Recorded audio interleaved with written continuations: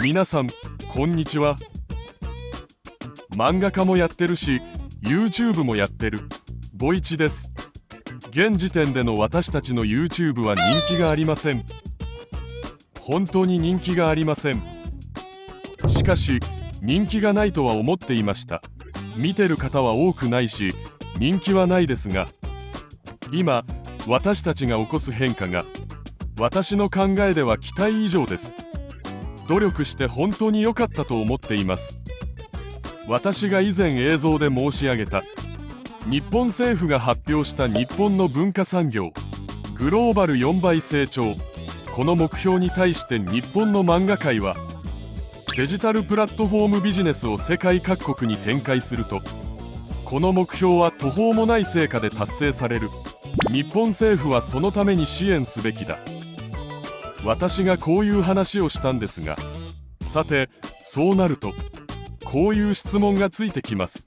そうなると大変良いことが起こるかもしれません。しかし世界各国の日本の漫画を出版する出版社が存在します。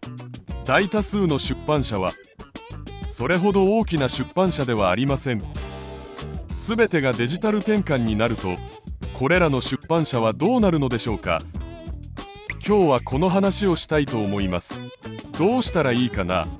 私はグローバル漫画ビジネスについて考える時点からずっとこの問題について一緒に考えてきました。世界各国にある既存の日本漫画を出版する出版社がどうなるのかということです。ある人たちはこう話すかもしれません。淘汰されるなら当然のことじゃない？それが成長ではないか。世界が変われば淘汰されるのは自然法則ではないか。市場の論理ではないか。適者生存じゃない？当たり前じゃない？こうやって話すという方もいらっしゃるかもしれません。いや、そうやって話す方々もいました。私はそれに同意した側ではありません。私は人間社会が適者生存、自然の法則が通じる、こんな世の中だとは思いません。私の敵だと思われる人たちを適当に殺してもいいですか？それが自然の法則じゃないですか？どんな強い男が私を殺してもいいですか？私は弱い男だから。これも自然法則、適者生存に当たりますよね。誰かを殺すということは絶対ダメです。同じように誰かが誰かの職業をむやみに奪ってはいけません。誰かが誰かの夢と幸せをむやみに奪ってはいけません。私は反対です。私は同意しません。何よりその世界各国に日本の漫画を出版する出版社の方々は漫画が好きな方々です。その国で一番漫画が好きな方々です。私はこの方々を愛しています。私がみんな家族だという時、この方々が含まれているんです。私はフランスとイタリアで私の本を出版してくださった出版社の方々に会ってみました。誰よりも私と私の作品を愛してくださるんですが、そういう方々を見て漫画の発展のために自然淘汰されたらいいな。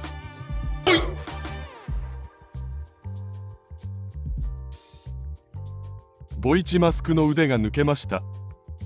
制作した方に抜けた腕の修理を要請しなければならないようです。私の本を出版してくださるこの方々が私の家族だと思っていて、日本の出版社やあるいはどんな日本の出版社でなくてもどの国でも世界的なグローバルデジタルプラットフォームが作られれば漫画市場のほとんどの需要を吸収する可能性があります。このような状況が来た時、どんなことをすればいいのかという悩みをしました。今回の映像は3つくらい私がお話します。何をするのか。第一に、まず漫画創作プロダクションのエージェントビジネスがあります。強力な巨大な漫画プラットフォームを誕生させるには、自国の漫画産業、漫画界、漫画家が存在しなければなりません。この多くの漫画家たちはグローバルデジタルプラットフォームで全てを管理することはできません。作品の管理、作家の管理を全て行うことができません。絶対にできません。プロダクションとエージェントが必要なのです。これは韓国の Webtoon 産業ですでに起こったことです。必要です。そして日本でも Webtoon 産業のプロダクションが現れて活躍しています。強力なプラットフォームは別途のプロダクションが必要になります。そういう現象があります。ネットフリックスがそうじゃないですか。すべての作品を直接制作して俳優をオファーしたりはしません。編集もしますか？違いますよね。世界各国のネットフリックスからの投資を受けた映画やドラマを送るプロダクションが存在します。同じです。そういうことが起こります。この未来が来ることをあらかじめ準備されたらどうですか？2つ目は、こういう風に変わると漫画教育機関が必要になりますよね。その国の漫画界が誕生しなければならないから漫画家を養成しないといけないじゃないですか。では漫画教育産業を事前にされたらどうですか？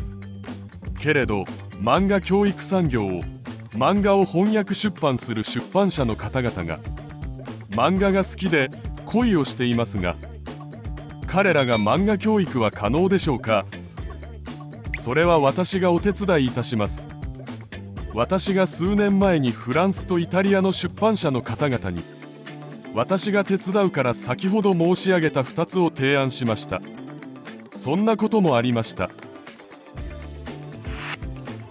3つ目は、小さなローカルプラットフォームビジネスを始めてみるという方法があります。それはすでに起こっているところがあります。そこはどこでしょうか？そうです。ブラジルです。小さいと言いますが、小さすぎてもダメです。私がずっとお話したように、少なくとも100人の漫画家が必要で、そして最大限多くの投資を受けて、できるだけ大きくしなければなりません。グローバルプラットフォームに比べて小さいという意味ですが、最大限大きくしなければなりません。IT ビジネスは小さすぎるといけません。生存するためには必ずある以上の規模にならなければならず、果てしなく投資を受けることができなければなりません。株式上場をしないといけないし、株価を延々と引き上げることができなければなりません。それでこれをやってみたらどうかな。私がそういうことについてあらかじめブラジルと関連して映像を作ってお話しました。私たちの映像も参考にしてください。こういうビジネスを準備してスタートしながら未来に活躍していくのはいかがでしょうか。日本の漫画を出版する作業も楽しくされたということを私が知っているんですが、直接漫画を制作する仕事をしたらもっと楽しいかもしれません。もっと楽しいと確信しています。それがまさに漫画が好きだということです。それで私が手伝えることがあれば、私が力の及ぶ限りお手伝いします。漫画が好きな方はこの方法を参考にすると良いと思います。皆さんの国に漫画産業の発展に大きな役割を果たしてほしいです。今回の映像はここまで。ありがとうございます。